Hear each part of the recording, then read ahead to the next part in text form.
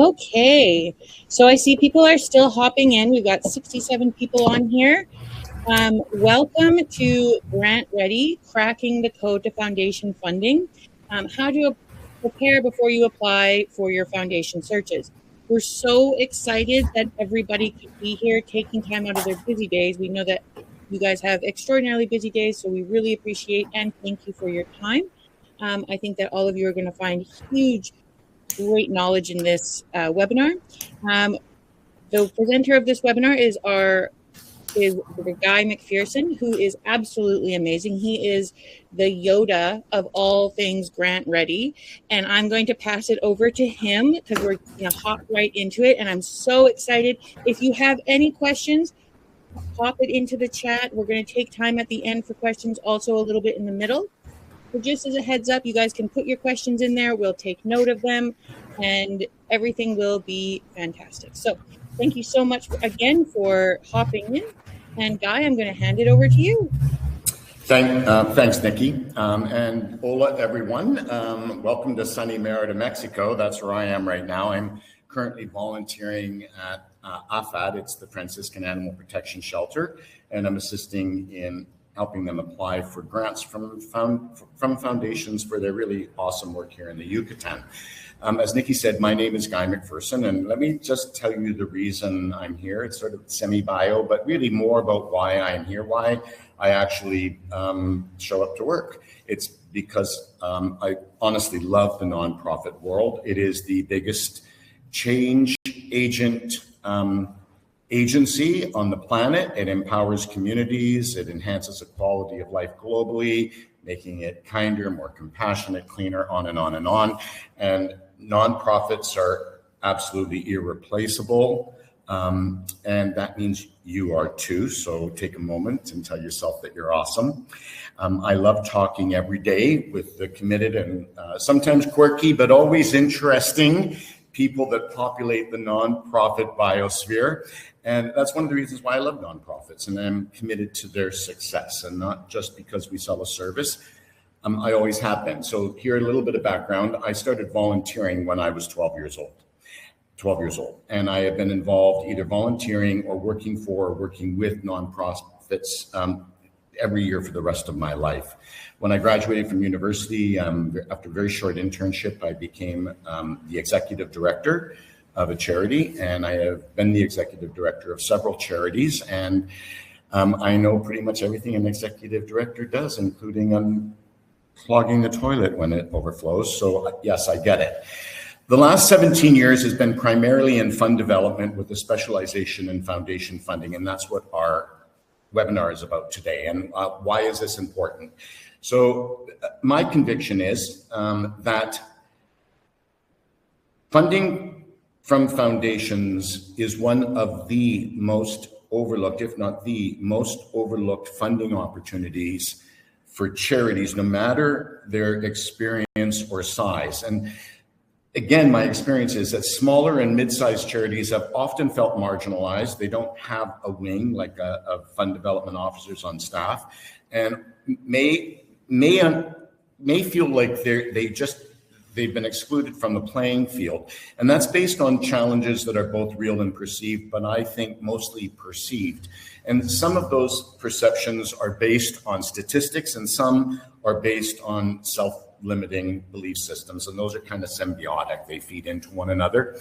So while it may seem unusual to start this way, I think it's important. I'm going to talk about statistics and probably make you cry with them because they're not in your favor, to be quite honest. Statistically, only about 15% of your budget would come from foundations from grants if you're pursuing foundation grants at all. 30% of nonprofits don't even make it through their first 10 years. And that isn't because of a lack of passion or a lack of need. It's just really a lack of money. And then finally, 2 or more years. That is typically, that's what the statistics say. If you start pursuing grants from foundations, it will take 2 or more years before you receive your first grant.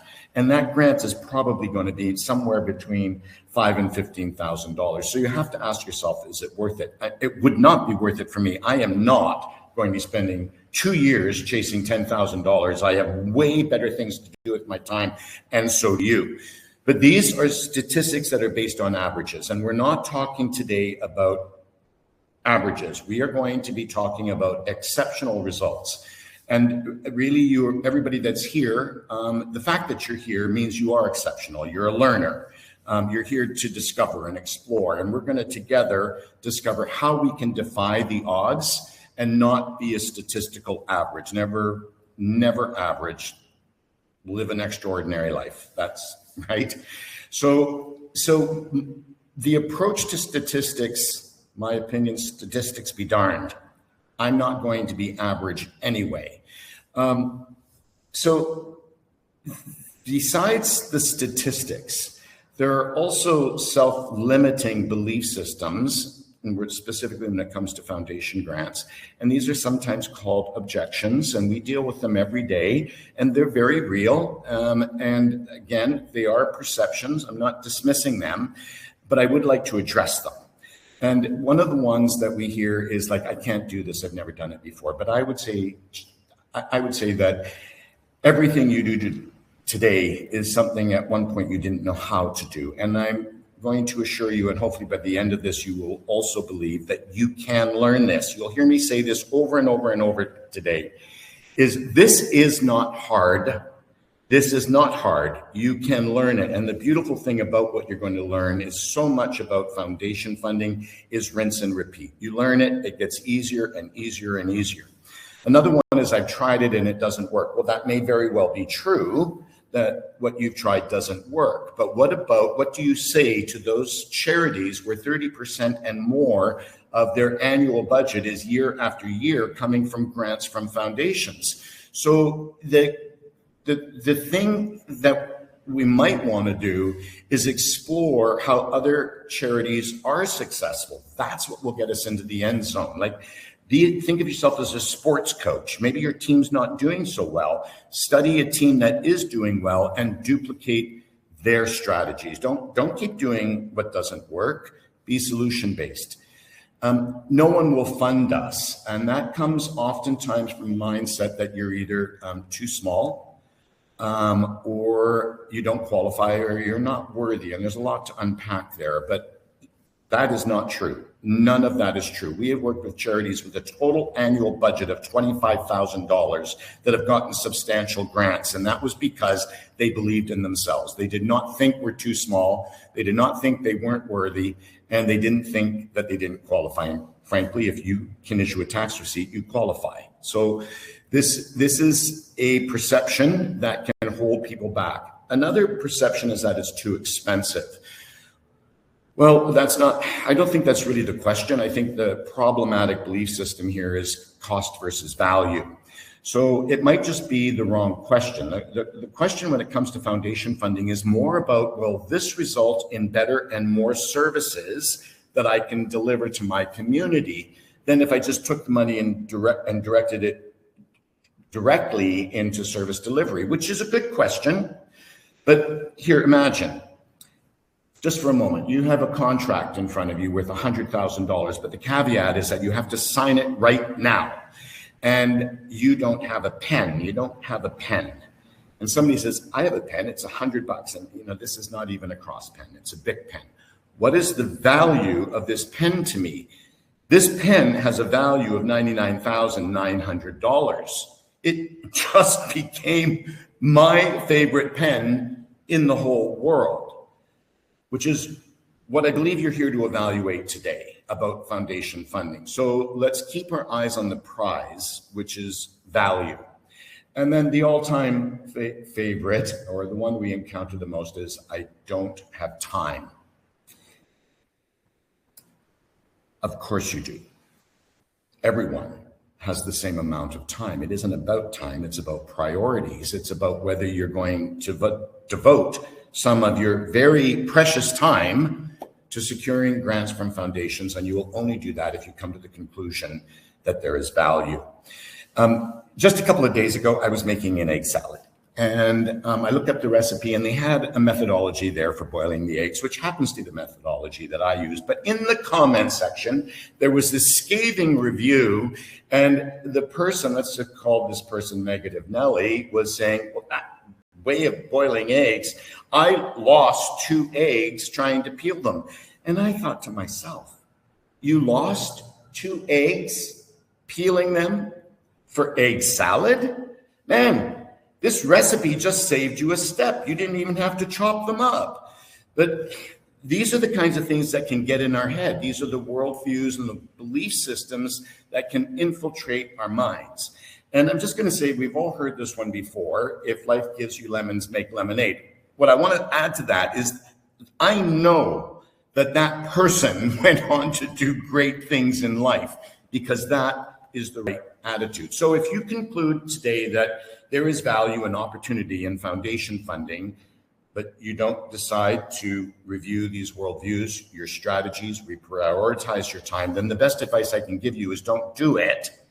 But here is the winning formula, and probably more important than anything else I'll say today, is that, and it works for anything all the time, and it will devastate self-limiting belief systems, and this is commitment and consistency.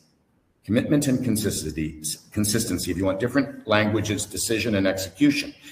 Commitment is the thing that gets you out of the fog of indecision. Indecision is exhausting.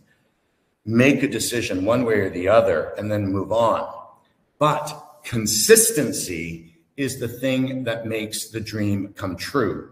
And these things have to be glued together. You want a better lifestyle. You want a better relationship with your significant other. You want to experience joy in the workplace where you spend most of your life. You can own this space with commitment and consistency, deciding it's what you want and then doing what it takes to make that happen.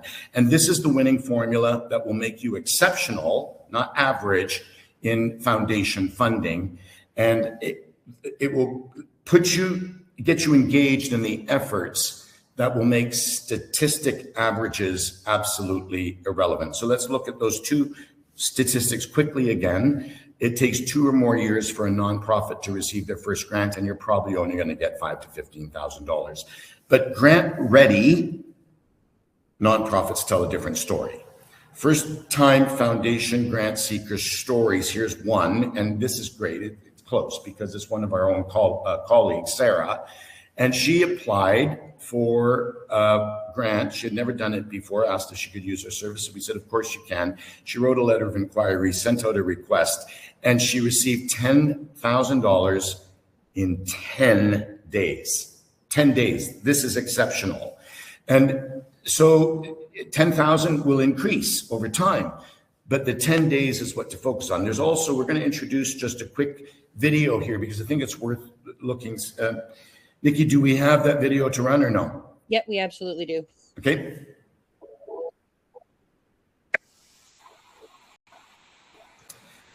It looks like there's a glitch with the sound. So what I might end up doing is this, you can see this on our website, that and many other stories. And I could spend all day talking about telling stories about people that were exceptional in their efforts to apply to foundations for funding. But here's the short version of Pilots to the Rescue. They had never applied to grants before. In the first year, they received over $500,000. Didn't take them 2 years to get 10. In the first year, they received 500,000 plus. So this can be transformative for any charity. Any charity can do this. And it's important. I think that foundation funding can transform your strategic funding portfolio. And why it's important is it can add to your funding a new stream of funding that is reliable year after year. And what that does is it takes away the vulnerability that you may have when things happen. And let's face it, things always happen. So if you're completely reliant on government funding or completely reliant on donations, it is really great to be able to have another reliable stream of revenue. And this is why foundations provide that reliable stream. These numbers are mind-boggling. $1.6 trillion, I don't even know what that is. That's how much foundations have in assets in the United States. And in Canada, it's almost exactly the same in real terms. It's about a tenth of that, and we're about a tenth of the population. Now, here's the thing. Of that 1.6 trillion, foundations must, by law, if you didn't know this already, they must give 5% of that away in grants. And that amounts in the United States to about $100 billion every year, 100 billion, another mind-numbing number, to primarily charities. The more wonderful thing is that it's not that they have to, it's that they want to. Folks, this is one of the easiest asks in the world when you're talking to people that want to give their money away. And that's exactly what foundations are like. You don't approach them like a supplicant. It's not cap in hand begging for money.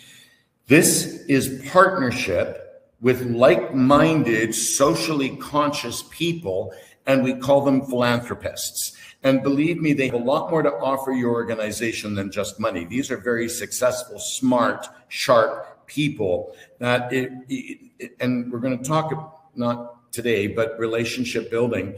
You can get a lot more from them than just money, but this is a partnership. And I'm just going to add here as a giveaway that funding from foundations is not transactional, it's relational.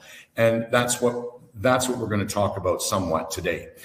And then foundations are not only a reliable alternative stream, additional stream of funding, they're also your ERT, they're your emergency response team. So really quickly, this is historically true. You can look back whenever something happens, and things always happen, turn on your TV, global upheaval, pandemic, COVID-19, the credit crunch in 2007, 2008. What did foundations do? They didn't give 5% away. They increased their giving during the pandemic by 17%. Huge increase in their giving to support foundations. So, charities rather. So, charities that are ready, grant ready, already ready, have a plan and a strategy, because when times are tough, you want these friendships and relationships already in place, not when the house is on fire. You do not want to be that organization that is chasing a grant as it goes rushing by you. That's like a dog chasing a car. Have you ever seen a dog catch a car? And what would it look like if it did sink its teeth into that tire just to wappa down the road? This is not a strategy, folks.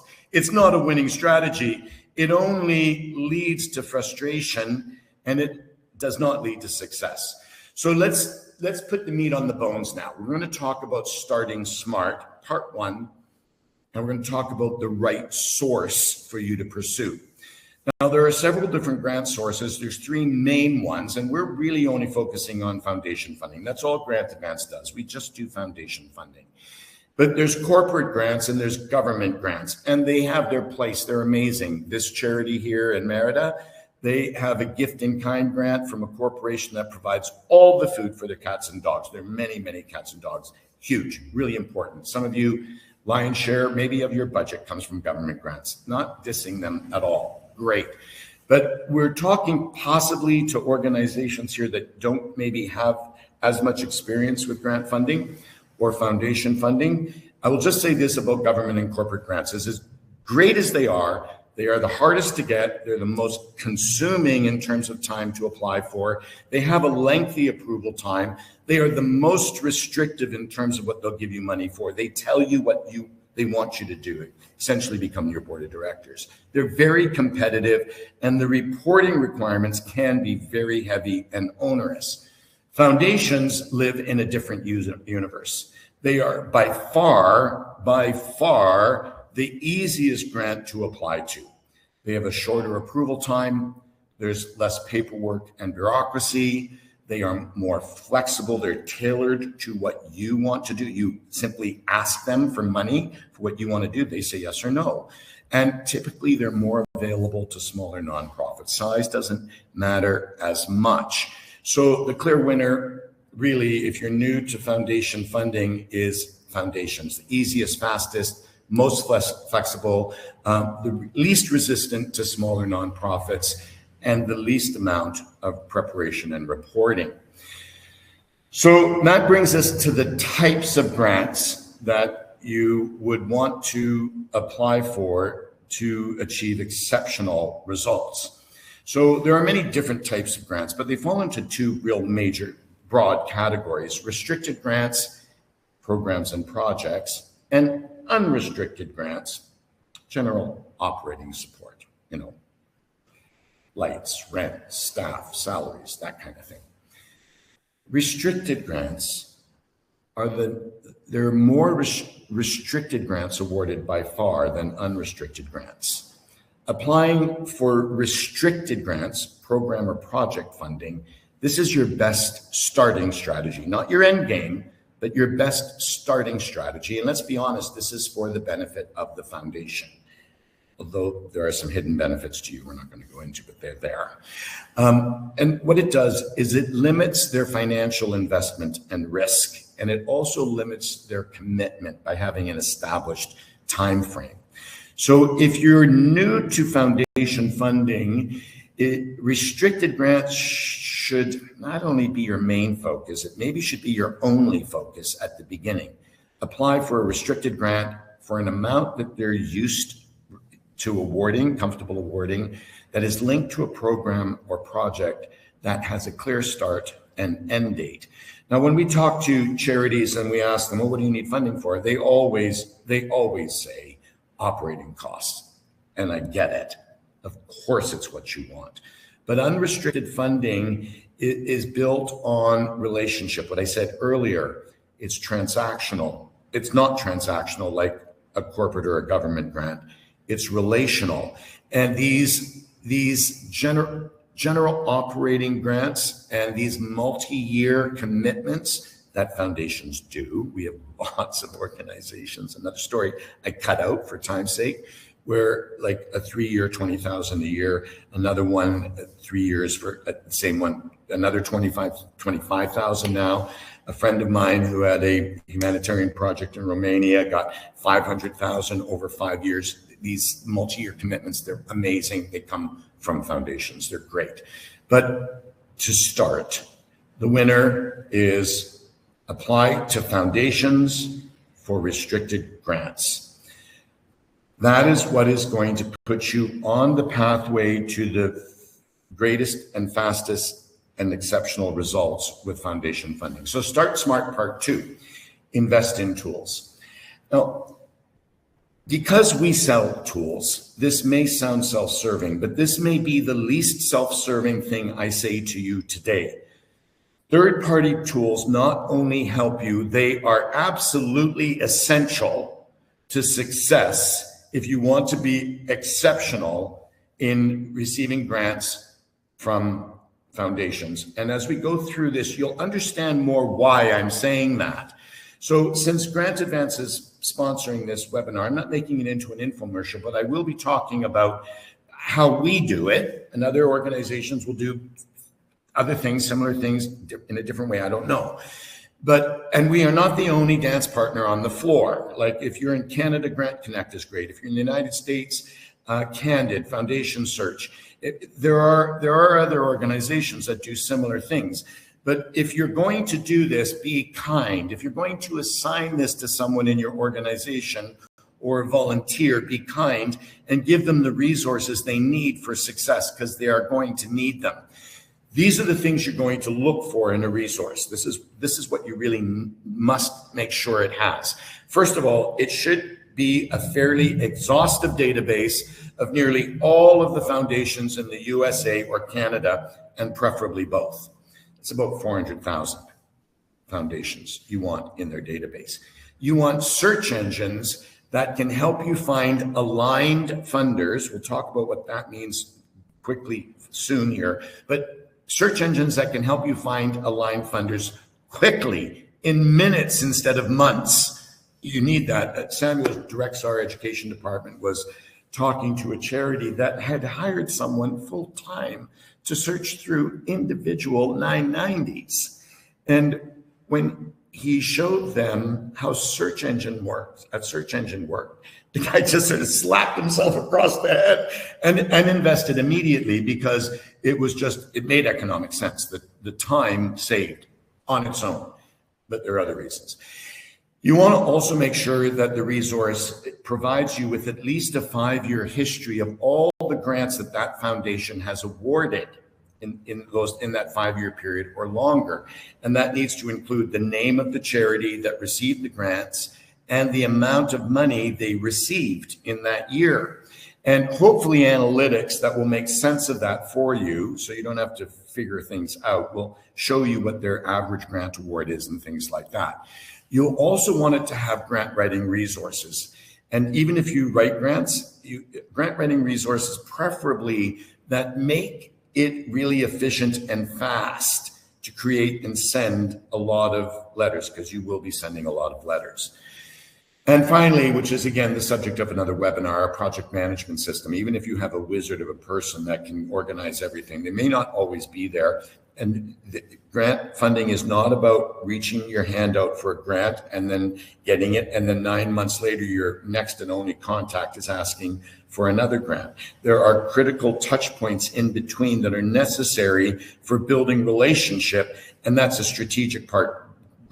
Foundation funding is best done when you have a long-term strategy, which we're going to come to right now, which is Start Smart Part 3. And there are 3 parts in this section. So these are your funding essentials. Number 1, you have to develop a strategy. This is the plan. You have to have a strategy, which means you need to have a clear set of initiatives of what you want funding for, with some sort of detailed description of the purpose of that funding, and preferably for 3 projects in a calendar year. Now, why do I say 3? Well, there's 3 great funding cycles in the year, but primarily it's this. What a waste if you invest the time and the money for tools and learning and then only do it once as a one-off. You can do it, it's great, get a project funded, but the first time out is going to be a learning curve. The second time is going to be much easier and faster, and believe me, the third time is going to be a walk in the park. So having 3 projects in your mind for the year is a good strategy, and it's not hard. You don't have to have an executive meeting that's all weekend. You can, you know what, here's a thought. Pull out your budget for this year, and here's your first project. Is there any project that was cut back because of your budget? Were there any new projects you wanted to take on? The first one, that's the first project. Or were there any new projects that you couldn't take on because there was no budget? There's another potential project. Are there needs that exist in your community that require more resources? That's a third potential project. And so you need to have that clearly in your mind, a strategy or a plan. Number 2, can't emphasize this enough, you need, for success, delegated human resources. That means staff or volunteers that you have given permission. You've carved out some hours 3 times in the calendar year for them to spend their time executing the campaign. This is the second part of the winning formula, folks. Commitment, you decided to do it. Now, consistency. You cannot have consistency without somebody dedicated to executing your plan. There are no gnomes showing up at midnight, coming in and doing the work. The work has to be done, and it has to be done by someone. So you must designate human resources if you want to achieve the level of success we're saying you can. Number 3, you need a list of aligned funders. We're going to be talking about aligned funders in more detail, but these are foundations that you can apply to for a reason. There's a reason you're applying to them. They have to be vetted funders. That means, at the very least, they have given to your cause and they have given to your area. This is a good reason. They're supporting other animal welfare charities in your city or your state or your province or your county, whatever it is, however broad you want that region to be. So you need a list of lots get to that, lots of aligned funders and to be successful. And number 4, you need not a lot, but you need some research to support your initiatives. So basically, whatever it is that you're going to do, you're going to have to approve. And again, not hard. You're going to have to prove that the thing you're doing is real and critical and urgent. And you can do that with a newspaper article from your local rag or from documents from City Hall, but you'll need to document and prove that what you're doing matters and needs to be done. Number 5, you need grant writing knowledge, experience, or guidance. Guidance is good enough. We have organizations, actually maybe the majority of our organizations that we work with have never written a grant before. And using simple grant writing tools, they are able to produce what a seasoned grant writer would produce. Amazing documents. But here's the thing. The documents you send out must be professional, but more importantly, they must meet industry standards. So, for example, a letter of inquiry, typical letter of inquiry has 6 components. There's an introduction, describe your organization, there's the needs statement, there's the sustainability section. You don't need to know what all that is. We show you what all that is. We tell you exactly what it is. But this is every single foundation expects to receive the exact same information in the same format every time you apply. So this is great news for you because it is a rinse and repeat process. Once you learn it, you've learned it and you're doing it right and it's industry standard, but there are best practices and you must follow them. Number 6, basic compliance requirements. I'll spend no time here. You have to be a qualified donee. Have your paperwork in the filing cabinet when and even if they ask you for it. Now we come to the second section here in Start Smart Part 3. This is alignment. This is creating a list of aligned funders. I've already told you what the core list is. These are foundations that have a history of giving to your cause and giving to your area. But that's not what you want to be exceptional. You want a supercharged list. You want a list of foundations without websites. And bonus, if it's a private family foundation without a website. Now, this won't be hard, but it will be without tools because up to 90%, some stats say, 90% of foundations out there don't have a website. You will not find them on the internet. You can find zero information about them, which means the good thing is it means there's a lot of them. So if you have the proper resources, you can find these. Why do you want to apply to foundations that don't have website? This will skyrocket your approval rating because it takes out the competition. Most people don't know they exist. And I'm going to tell you this, you will be surprised about the number of family foundations that are right in your backyard and you know nothing about them. You don't even know they exist. It gives you a competitive advantage. It is not the Tallahassee Community Foundation you're applying to like thousands of other people. You are applying, and these family foundations may only be looking at a half a dozen, maybe more, I don't know. But they're certainly not looking at the volume of applications that they would for a foundation that has a website. So a competitive edge, and generally speaking, private family foundations are so approachable. They're salt of the earth people. They're really like enjoyable to communicate with and speak with or write to. So we come to the critical section. This is writing. Now we're going to write. What are we going to write? Well, you're not going to write a full proposal unless somebody asks you to. And we all have seen that. We do not accept unsolicited proposals. But why would you write a full proposal if somebody hadn't asked you in the first place? Not only is it rude to send it, it's a waste of your time. It's a lot of energy. It's a lot of effort. The good news is contacting foundations is usually just a 1.5-page letter of inquiry. And very often, the majority of the time actually, your request will get approved based on the LOI. They won't even ask you to write a full proposal. It's awesome. I mean, seriously, it's just fantastic.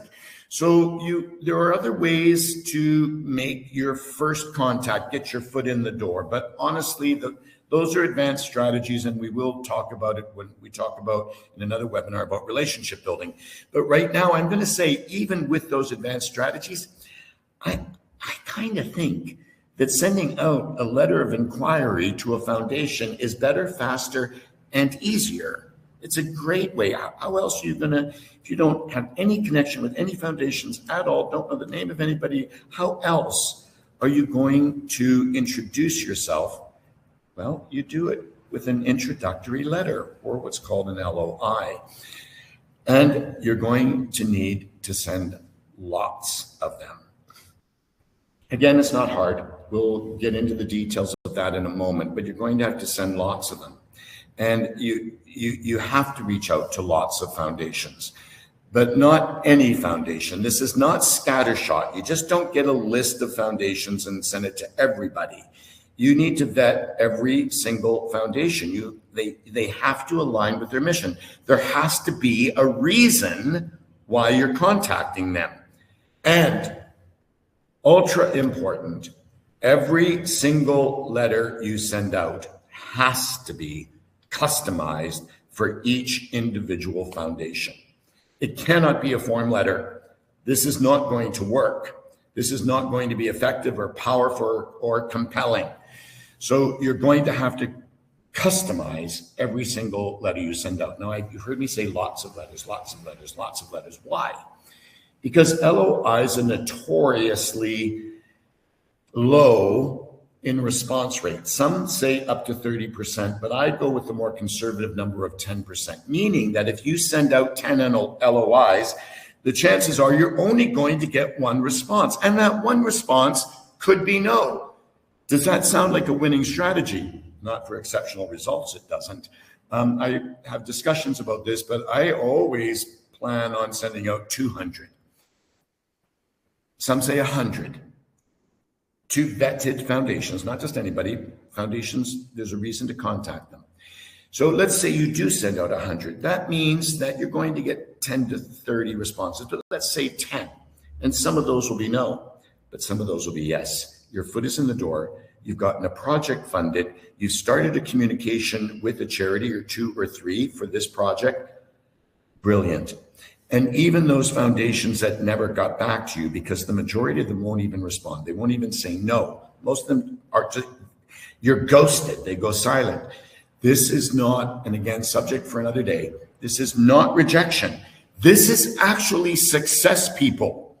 This is what's called farming. It's a marketing technique. You sent a letter out. Your name was in front of them. They didn't get back to you, not because they're rude, because they don't have staff. They're a small family foundation, maybe even a large one. They usually only respond to the ones they agree to fund. By not responding to you, they haven't rejected you. You're going to send out a request again in 9 months and maybe another 9 months. This is success. You are showing up to the party time after time after time.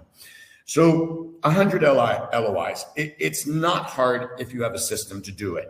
In our system, we create just one master document. Why? Because every foundation wants the same information in the same format every time. You don't have to write an individual letter. You've created a project. You've used search engines to get 200 funders in that project. You only need to create one master letter for that entire project for everybody in that list. What you need is the ability to customize all 200 letters. And please don't let your brain explode right now. We're going to get to how you can do that fast and easy. It's coming right up. But I think, you know what, maybe for a break, we'll stop and take some questions. I don't know, Nikki, are there any questions out there? Hi, Guy. Yeah, there actually is some fantastic questions here. Okay. From Rochelle Jones. If someone is very new to grant writing, never have written anything before, what is the best way to get started? Yeah, that's a great question. And it's part of what I've been saying is learn the laws of the land. The LOI is like really someone, we're going to, when we finish this Q&A here, I'm going to be talking about writing the LOI specifically. So I'm looking at this. You've never written it before. What is the best way to get started? Well, it's tell your story, and then try to tell your story in the separate components of a typical LOI. So you need to learn what those are. That's why I say grant writing resources, or go to the library and get a book. It'll tell you what the component, they're the same. Everybody will tell you the same. Section 1, 2, 3, 4, 5, 6. That's it. So you'll have to learn either get a resource or go to the library and get a book. Read about the LOI, and then when you know the format, then just make sure you fill that format with good storytelling. Does that answer the question? Yeah, awesome. And then we've got one from Ed Lyons. How often should you submit letters of inquiry to the same foundation? Fantastic question. So when they get back to you, if a foundation gets back to you and says, no, please don't contact us, block them. Don't contact them again. First of all, it's rude and it's a waste of time. But otherwise, that is I would say 6 months at the earliest, and 12 months at the latest. But anywhere between the 6 and 12 months, if you have 3 campaigns a year, let's say you're doing one in April, and actually this is one of the best foundation entry points. April's a fantastic time, September's a fantastic time, and December, January is a fantastic time. So if you submitted something in April and they didn't get back to you, or they declined you, but they didn't say don't contact us again, you could do it in September, or you could wait for April. But do the next funding cycle, or maybe the next one. But it's important that you get your name back in front of them. And this will show that you're a real player, you're committed, you're there, committed to the cause. And they'll see your name and they go, oh, didn't they apply to us like last year? Yeah, I think I remember their name. And the next year, they will definitely know your name. And the next year, and we've had people that have applied 4 or 5 or 6 times to the same foundation, been totally ghosted, and then got a check in the mail. So it's up to you, but generally speaking, I would maybe the next cycle or skip one cycle. Awesome. Perfect. Thank you, guys. And then we've got one last one. It says, if you are assigning this to someone other than the executive director, is this the mark of a larger organization? I don't know quite how to answer that. I thought it was going a different direction.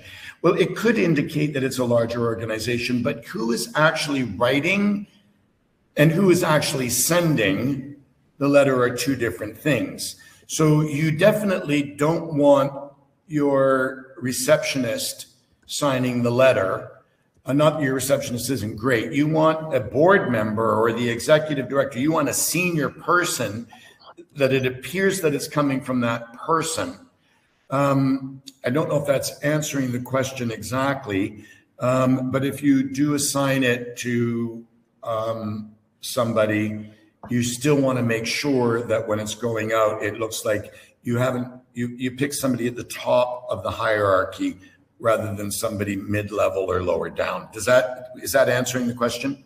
Yeah, I think also you can look at president or, whichever. It doesn't always have to be an executive director. No, it doesn't have to be the executive director, but it does have to be somebody of significance in the organization. Perfect. Okay, we are going to continue on with the webinar, but we're going to continue to take questions. So please feel free, and Guy will be happy to stay afterwards and take all the questions. And we really appreciate everybody in the chat. Absolutely. Great. So we're just going to hop back in with you, okay, Guy? Okay, yeah. So jumping back in, we're still in this last section, and we're going to be finishing up with this. But this is the other part of the writing. So we'll do a little bit of the technical side of it, and then we'll go into the content side of it. So creating and customizing LOIs, this has to be based on good information and analytics.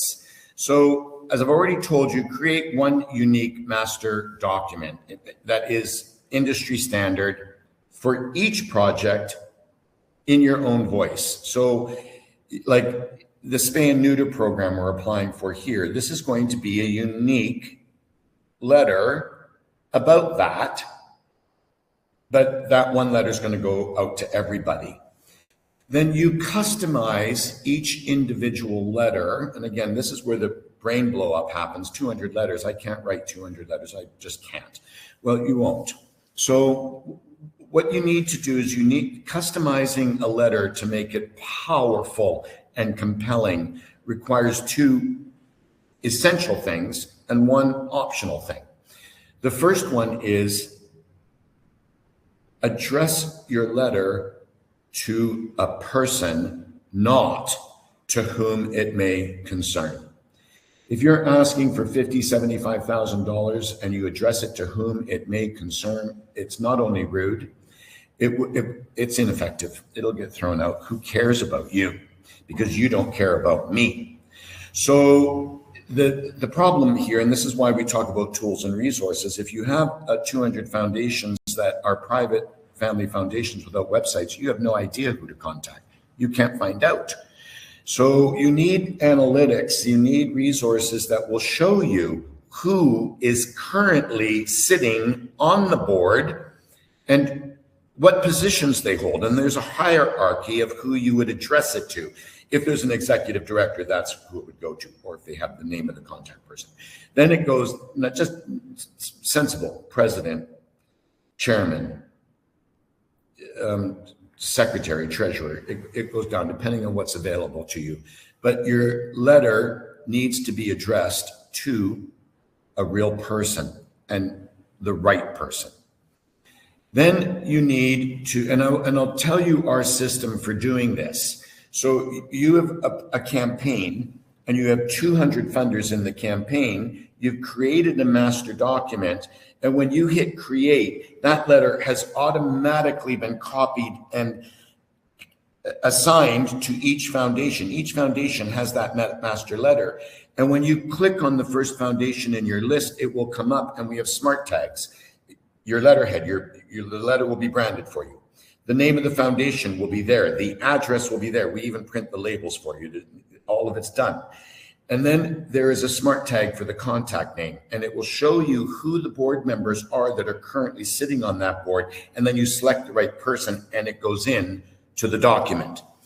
The same thing with the ask amount. Now, this is absolutely critical.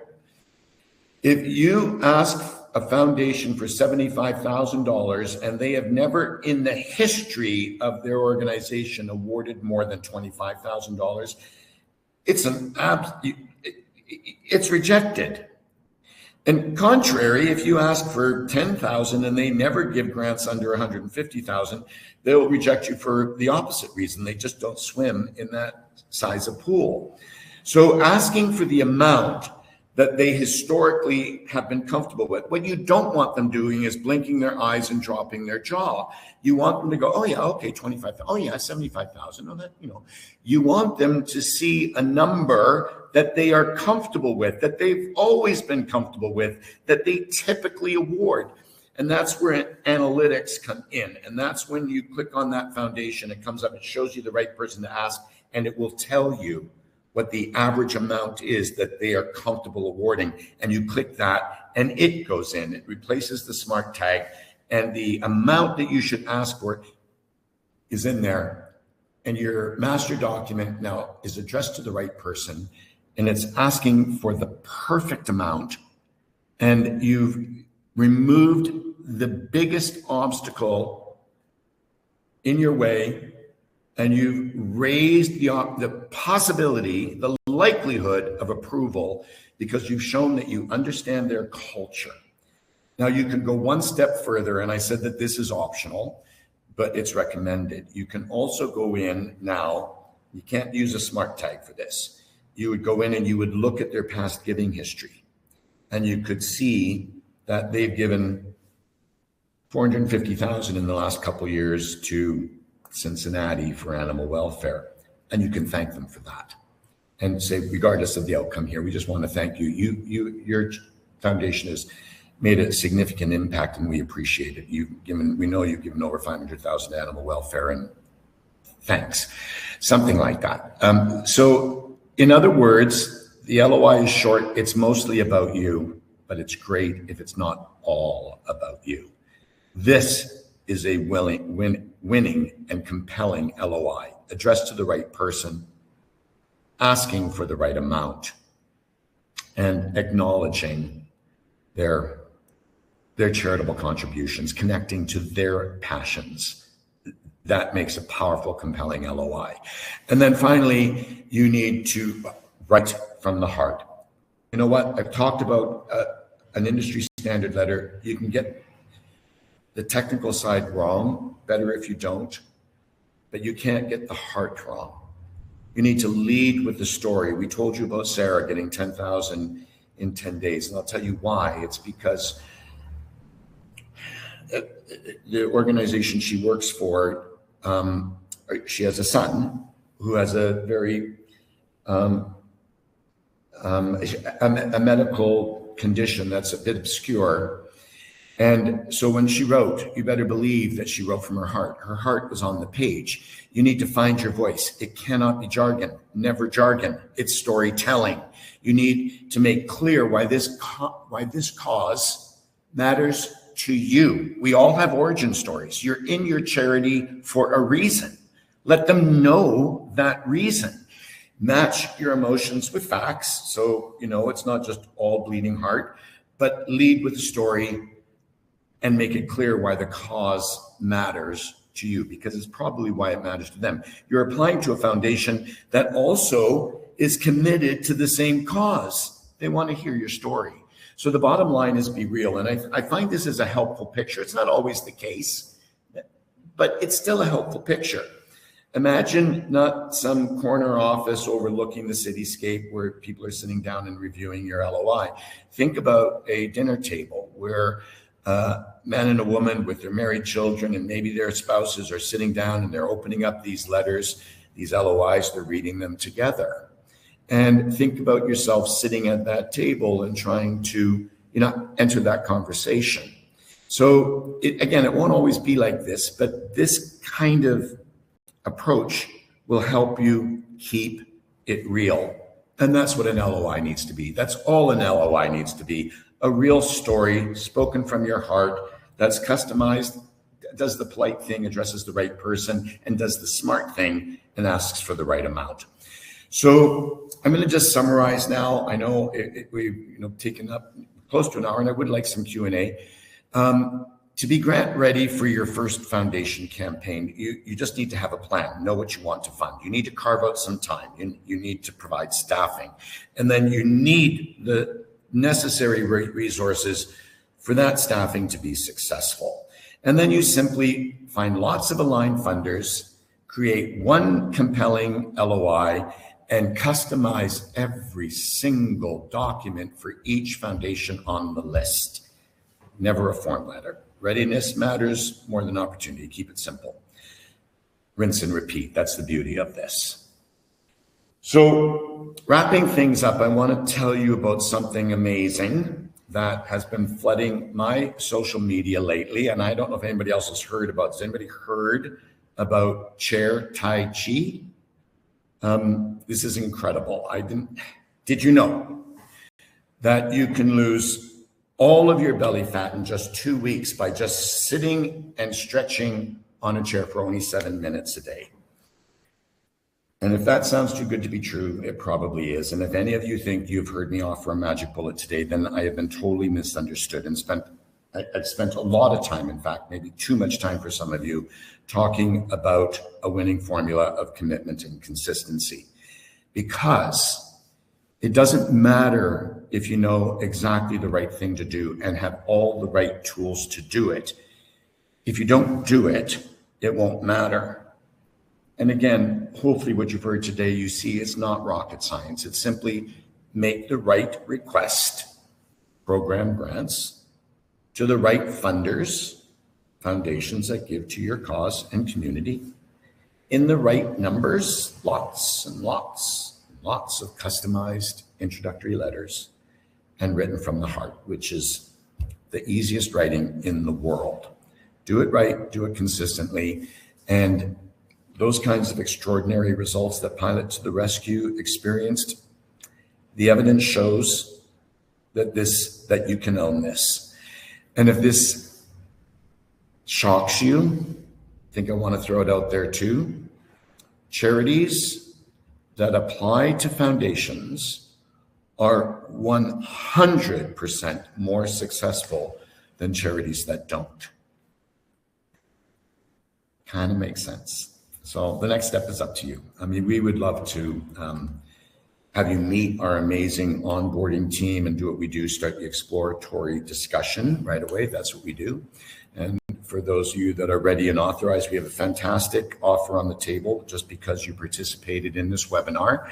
And if you already know and you're, again, authorized, we can help you. We'd love to begin and start right away. And you can't know this, but we know what our commitment would be to you. We get up and are motivated every day by what we do because we feel like we partner with charities. We're not boots on the ground, but we help provide the boots. Therefore, we feel like we are also making a difference. So your success is our success. That's the culture we built and that culture we maintain. The other option that you have is to decide to spend 45 minutes with one of our funding consultants. They're consummate professionals. Yes, you will see more about how our system works, but it won't be focused on features. They're literally going to do what we've been talking about. They're going to do research for your organization, and they're going to review with you 4, 5, or 6 perfectly aligned foundations that give to your area, give to your cause, and they're going to tell you who you should contact and how much you should ask for. So great research, our way of paying it forward without any obligation. Although if you do book it, schedule it, then probably it's because you're thinking of it. And if you could do us a favor, if you do this, save yourself time and us time and make this way more valuable, invite your decision makers. Let's just be blatant about it. Why wouldn't you? If it's dependent, the decision is dependent on somebody else, have them there, because otherwise I know what happens. I've been in too many board meetings at 11 o'clock at night, and item number 149, grant advance, comes up. All they see is their beds and the cost. They don't see the value. So you need to bring at least an influencer with you so you can discuss it and make the commitment one way or the other, end the fog and make a decision one way or the other. And you can only do that if you've been able to consult together with those people that are able to make those decisions with you. So we book it, but think seriously about who you want to have participate with you. So that is it for me, Nikki. So it's time for more Q&A, and I'm here to linger as long as anybody wants to talk. Some of you have to go, I get it. But thank you so much for your time. We really value it. And let's see what else we might have to chat about. Yeah, absolutely. I'm just going to quickly answer a couple of these questions that are just really quick to answer. The discount these are for new customers only. Yes, for anybody that came and attended the webinar, that's what the 20% off code is for. And then Grant says, is there a recording option for participant that had to leave? Yes, everybody will get emailed as soon as it's all wrapped up. And then Guy, we've got some questions for you. From Samson, we have, hi, I usually send an alignment letter shorter than an LOI and have received some good responses. Do you have any guidance for me? Also, how often should you follow up from the date of your initial LOI, and how many follow-ups should you do until you hear back? Yeah, a great question. So as far as the letter of alignment is concerned, that's great. And I'm going to ask Nikki to, I'll be candid. I'm not familiar with that expression, and I want to do some research into it and see what we can do. We're always learning, and thank you. You're teaching me right now. So we'll look at a letter of alignment and see if it's something that we can add to our document generator as another shortcut in the process. As far as following up from an LOI, typically what I do, like our project management system, we call it Grant Secretary. You can flag every like when you send a letter of inquiry, you mark it submitted, and I always set an alert for 4 weeks later to see whether or not I've heard from them. And if I haven't heard from them, if there's a phone number, I will try to contact them, and maybe even earlier, but no later than 4 weeks. And if I haven't heard from them in 4 weeks, I might move them to the next project that I'm thinking about doing. If they do get back to me a little bit later, I can easily move them back. So I would say that you definitely want every 4 weeks, 4 weeks after you submit your letters of inquiry, you want to go through and see which ones, mark them for the next stage, if that makes sense. Yeah, that's awesome. So then we also have a question from Crystal Bailey. For foundations that don't list the exact positions and may list several people with simple as directors, would you choose one or address it to granting officer? What we recommend, and usually the list isn't too long, we would pick a name, and granting officer could be great, but we would also take the list of everybody that's on the board and we would put it into the salutation. So it could be attention granting officer and then followed by real names, even if it's like 5 or 6 or 8. Perfect. And you're absolutely right. Sometimes they are only listed as trustees or directors and you have no idea what their role is. And one other thing you could do, but it's not a guarantee, is they will also show how many hours they are involved on a weekly or a monthly basis. So then in that case, you would choose the person that has the greatest amount of hours. Perfect. Thank you so much. Let me just see here if we've got any more.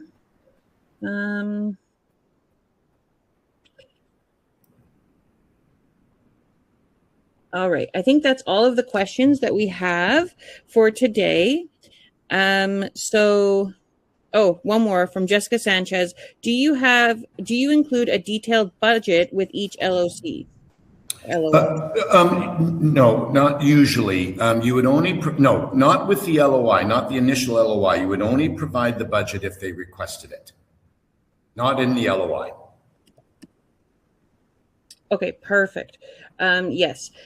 And that is all of the questions here. I'm going to quickly address Liz one more time. She says, I apologize that maybe my response wasn't clear. Sorry, is that a yes or no? Is that discount for new customers only? If you're in the webinar, this code can be used for you. If you are a past client and want to re-sign up, please do. If you've already been toured once and you're ready to sign up, please use our coupon code. This coupon code is for anybody that has attended the webinar, new or old, or anybody like that. So please feel free. If you see the coupon code, it's for you. Does that make sense? Awesome. Okay, so that ends up with all of our questions, and we are at 3:02 EST. So I really appreciate everybody that has taken their time to listen to Guy, learn from Guy.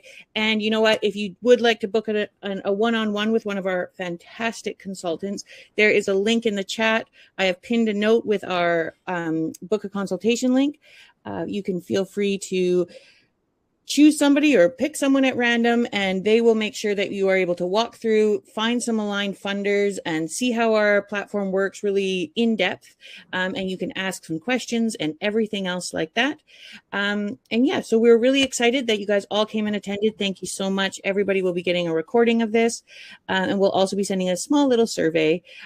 So again, thank you so much, and everybody have a fantastic day. Thanks, Nikki, and thank you, everybody. And have a wonderful day out there.